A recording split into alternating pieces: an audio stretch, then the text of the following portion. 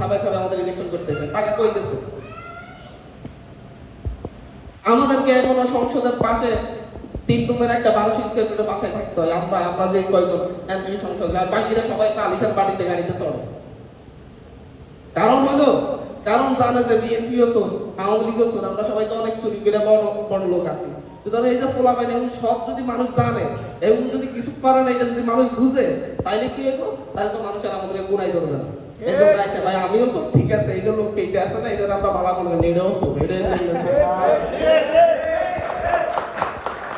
একেবারে বুঝে শুনে জেনে বুঝে মিডিয়া বলেন, এস্টাবলিশমেন্ট বলেন, পলিটিক্যাল ব্যক্তিবর্গ বলেন, জেনে বুঝে এমন কসার মাসালে যে পুরো সাবাই আনছে।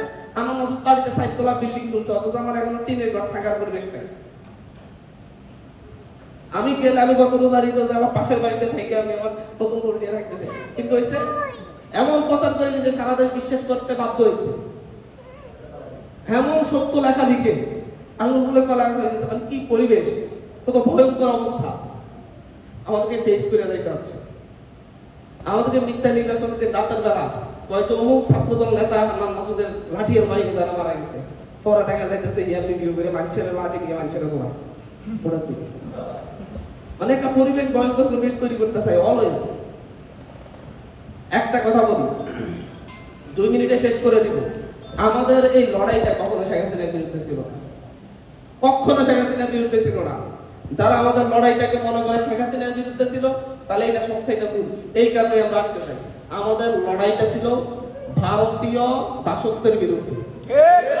আমাদের এই লড়াইটা ছিল আমেরিকার আধিপত্যবাদের বিরুদ্ধে। আমাদের এই লড়াইটা ছিল চীনের অর্থনৈতিক আধিপত্যের বিরুদ্ধে। আমাদের এই লড়াইটা ছিল আমাদের নিজেদের প্রতিষ্ঠা করার জন্য। আমাদের এই লড়াইটা ছিল আমলাতান্ত্রিক যে ভয়াবহ দুর্নীতি আছে এটার বিরুদ্ধে। আমাদের এই লড়াইটা ছিল পুলিশের, আইনশৃঙ্খলা বাহিনীর যে এস্টাবলিশমেন্ট, যারা মানুষকে যখন যেই দল ক্ষমতা নেয় তখন সেই দলের হয়ে যায়, রাষ্ট্রের হয় না, তাদের বিরুদ্ধে। আমাদের এই লড়াইটি ছিল তাদের বিরুদ্ধে, যাদেরকে ব্যবহার করে আমাদের অনেক মানুষকে গুম করা হয়েছে, ক্রসফায়ারে দেওয়া হয়েছে, তাদের বিরুদ্ধে আমাদের এই লড়াইটা। আমাদের এই হোল লড়াইটা সেই সকল মিডিয়ার বিরুদ্ধে যারা দীর্ঘদিন ধরে এখনো যারা মানুষের নামে মিথ্যা অপপ্রচার চালাইছে, শুধুমাত্র সরকারি দলের গুণগান গেয়ে গেছে, তাদের বিরুদ্ধে। এবং আমাদের এই লড়াইটা বেঙ্গল বেসিনের লড়াই, যেটা আমাদের পূর্বপুরুষরা হারাইছিল, সেটাও লড়াই আমাদের, সেটা পুনরুদ্ধারের লড়াই।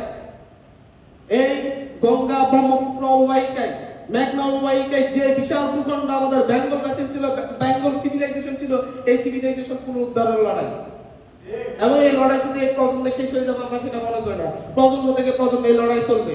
সে আসামও আমাদের, সেই ত্রিপুরাও আমাদের, সে পশ্চিমবঙ্গ আমাদের, এবং এই হিমালয় থেকে এই পুরো বঙ্গোপসাগর পর্যন্ত এই অঞ্চলটাই আমাদের, এটাই বেঙ্গল সিভিলাইজেশন। এবং এটা ব্রিটিশরা ভেঙে ভেঙে আমাদেরকে আলাদা করে ফেলছে, আমাদের ভাইদের মধ্যে দ্বন্দ্ব সৃষ্টি করে দিছে। এই যে মনে করেন এই দেশে প্রো বাংলাদেশি লোক ক্ষমতায় আসছে, ওই দেশে পশ্চিমবঙ্গে প্রো ইন্ডিয়ান ক্ষমতায় আসছে, দ্বন্দ্ব তৈরি করার জন্য হচ্ছে বাংলায় 2 বাংলায় 1 বাংলা ছিল। ব্রিটিশরা 1905 সালে বিভাজন করেছিল। এগুলো আমাদেরকে বুঝতে হবে, তাহলে আমরা একসঙ্গে মাথা উঁচু করে দাঁড়াতে পারবো। না হয় আমরা যদি আমাদের ভূখণ্ডটাই না পাই, আমরা যদি আমাদের সেই সভ্যতার গত জাতিগত সেই একটাই না পাই, তাহলে আমরা কোনোদিন ঐক্যবদ্ধ হইতে পারবো না। আমরা কোনোদিনও মাথা উঁচু করে অর্থনৈতিক ভাবে, রাজনৈতিক ভাবে এবং আমাদের পররাষ্ট্র